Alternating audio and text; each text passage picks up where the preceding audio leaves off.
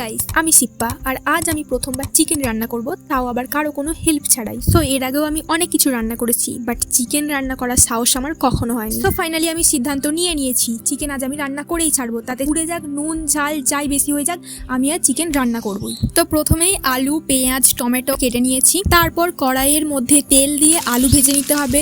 আর এই টাইমে গরম তেলের মধ্যে আলু দিতে আমার প্রচণ্ড ভয় লাগছিল, তাই আমি খুন্তিতে করে তুলে দিচ্ছিলাম আলুগুলোকে।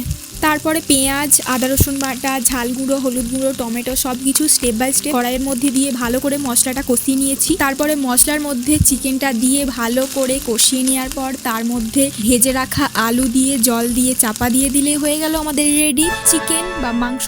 চলো এবার টেস্ট করে দেখি কেমন হয়েছে। তোমরা কি ভাবলে আমি অন্যদের দিয়ে টেস্ট করাবো? আমার রান্না করা খাবার কার ভালো লাগলো বা খারাপ লাগলো তাতে আমার কিচ্ছু যায় আসে না, আমি রান্না করেছি মানে ভালোই হয়েছে। আচ্ছা, এরপরে আর কি রান্না করা যায় তোমরা একটু কমেন্টে জানিও তো। আর ভিডিওটা ভালো লাগলে লাইক করে চ্যানেলটা সাবস্ক্রাইব করে দিও। টাটা।